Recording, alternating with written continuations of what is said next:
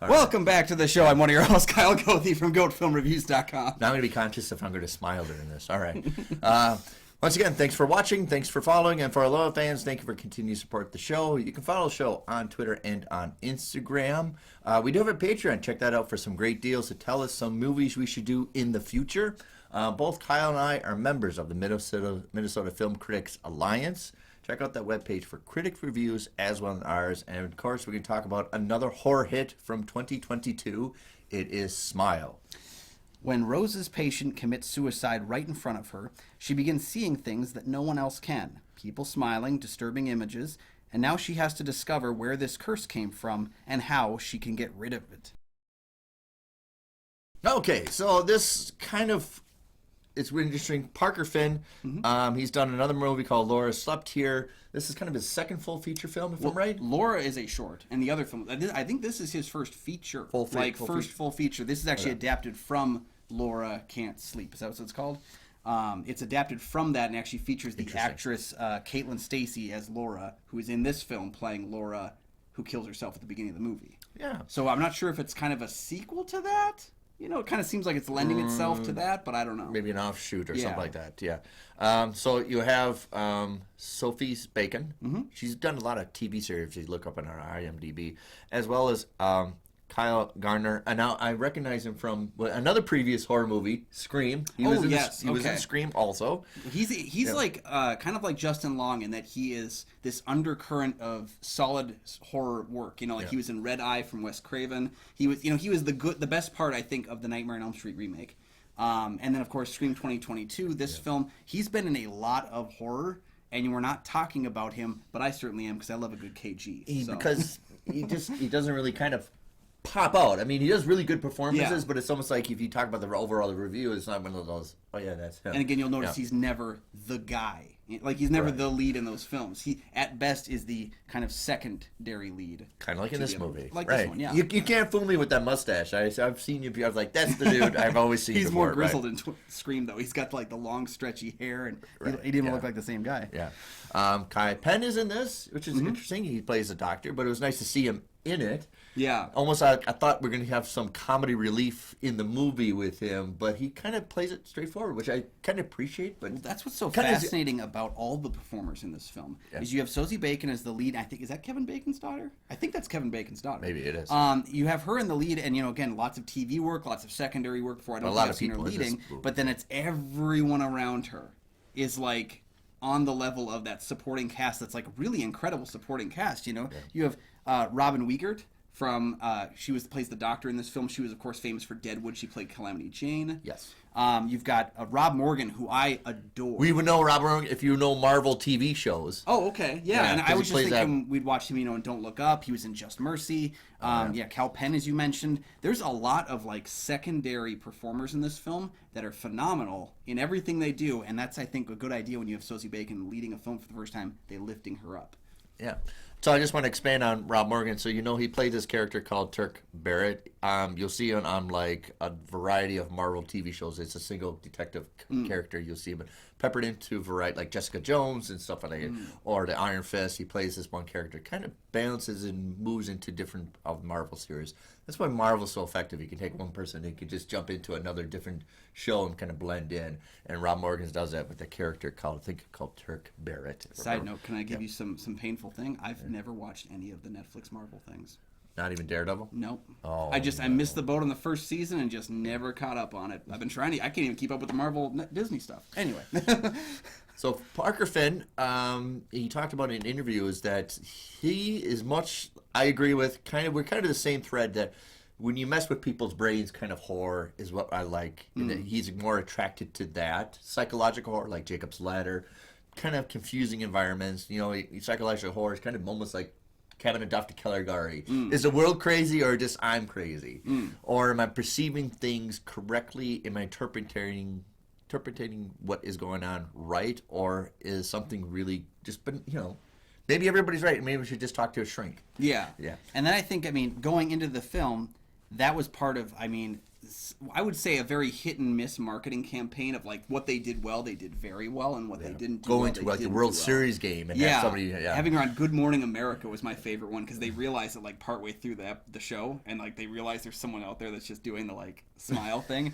I thought that was really great. I thought throwing out the 30-second teaser in front of Top Gun Maverick was great because you had all these people who weren't expecting a horror film, and then they just get like a really incredible 30-second horror film. I wasn't in love with the title, I wasn't in love with the posters, and I wasn't in love with the trailers. Of course. It's just like Barbarian. I just, again, like I was like, this is your gimmick? It seems like an oversimplification. Exactly. But yes, thanks for bringing up Barbarian, because we talked about Barbarian had this very grassroots, organic, let the other critics talk about it rather than the promotion. Smile had a big promotion.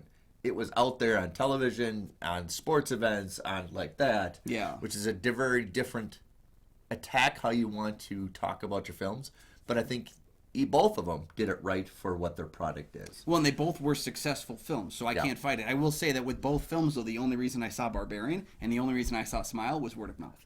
Yeah. I had no interest in either one of those films, and when I saw the great like critical reception and all these people that I trusted telling me to check it out, I was like, fine. Like I went to Smile because Black Panther was booked. That's why I went to Smile. Jesus. So. And I intentionally like this because, like I said, I like psychological horror. It's my favorite subgenre for horror. You mess with my brain, I enjoy it. So you got this component where people are smiling and doing evil. And that is the basic necessity of all. Even like Loki is supposed to be a bad guy, but he's smiling, and you got the Joker. Yeah. You have a film like The Man Who Laughs where he has constantly this smile. Conrad Veidt who was in Casablanca and all that. So he played the character, but all these things were happening in his life, but he had this fixture smile on his face. Yeah. So you'll go back to all these times of a smile in a lot of horror films. Not just this, but I think you're right. It's a very simple cliche formula, but I think they know how to do it right. When it comes down to, like being able to mess with someone's head, being able to use something that's traditionally seen as a good thing and play it against itself. I was thinking out loud. Right, he says it better always. If you see someone that smiling at you, if I saw you at the other end of a table, I'd be like, hey, how's it going, Nick? Hey. But if I just turned and I didn't know you and you were just like smiling at my face, that would make me uncomfortable. And it kind of, what I compare it to is the choice to give Freddy Krueger a red and green sweater. Yes. Because red and green were like two Christmassy, opposing colors.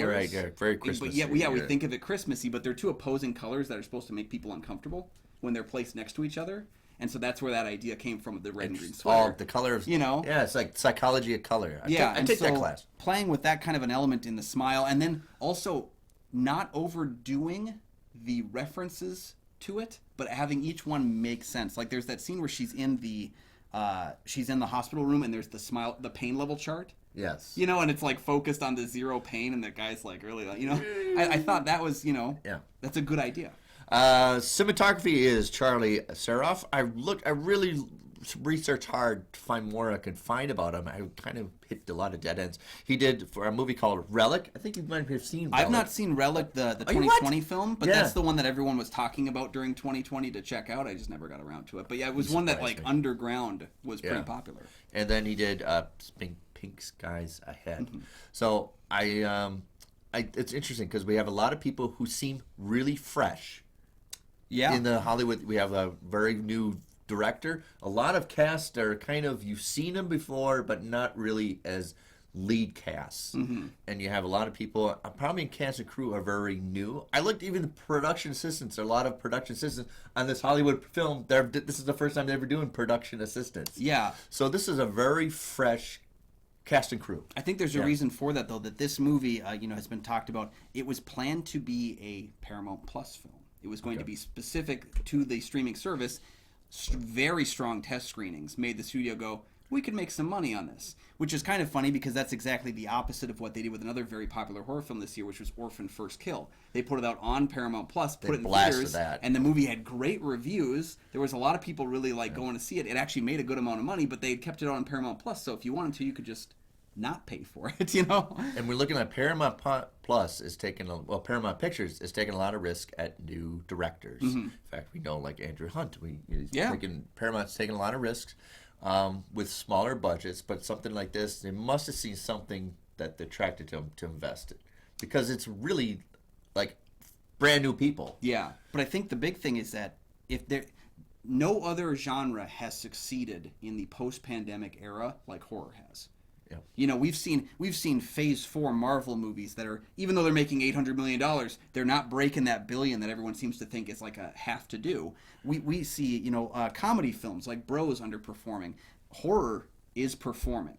In every single horror movie, even the bad ones are making some good bank. With the subgenres, you have slashers, you have monsters, you have psychological, you have disaster. Every mixture of subgenre horrors is doing well. Yeah, we've got movies with Michael Myers, but and like the big names, the Scream characters, but we also have things like X, and we have things like Barbarian, where it's like, and how do you Pearl perform so well. Yeah, and we seems to have new Christmassy kind of horror films. So that's kind of the background. Of course, up next is our review of.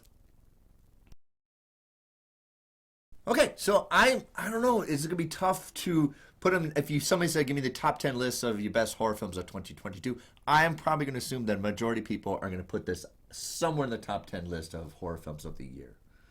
If it's just horror, I could see it getting close to that 10. I mean, the problem is when you have so many great ones, a movie that I think is still pretty darn good, might not crack that list because there's been so many that I would consider great. Right. You know, and this one, I went into it very, very like not really feeling it, not really excited about it, but I'm going to give it a chance. I was totally going to get Halloween Part 2 vibes. So we're just going to spend the entire time in a hospital? Because that's what the trailer. Oh yeah, right. I suppose there is a lot of that in there. Yeah. The film's trailer does spend most of its time in the front half. Yes. You know. Yes, and there's a reason because we have the second half. Yeah. Overall, I'm not gonna. I'll probably put it on my top 10 favorite horror films of the year. It's not gonna be a top 5. I do like psychological horror. I love the first and second part. I am not a big fan of the third act. You don't love the finale of this? Yes.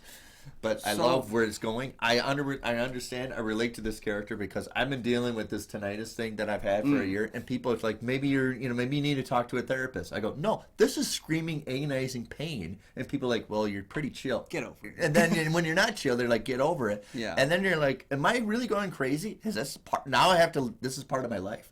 I totally relate to this character because I've been dealing with the same things for over a year. Yeah. Right. But well, maybe you need to talk to somebody. You need to talk to shrink. Maybe different medications, and you're like, this is my reality now, which is what you get with Sophia Bacon. Like, this is my reality now.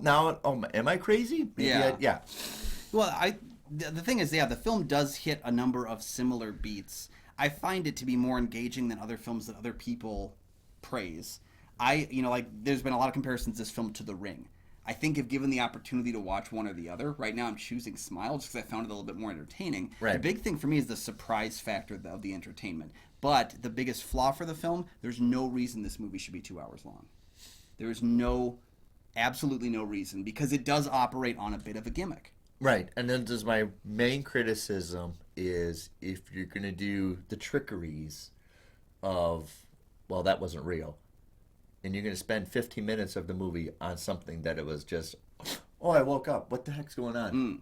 You're going to salt a lot of people from that. See, I compare that to, there's a similar scene in 1408 where the main character thinks he's gotten out of the hotel room, and he actually goes to his life, and he goes to the post office, and he goes to dinner with his ex-wife, and he talks to him about all this stuff, and then he realizes it's not real, and that the scene works a little bit better in 1408, but I still think it works pretty well here. I just have this issue with, I love that she goes to this like weird house. Again, kind of like Prisoners. We have Chekhov's old abandoned house. Right, and so I'm comfortable with. I like that they're comfortable using cliches. Yep. It has to do a showdown, but I don't like the effectiveness of an ending. Then surprise, it's not an ending. Then that's not the ending, and then because when you do that, it does make you feel like maybe we should have ended.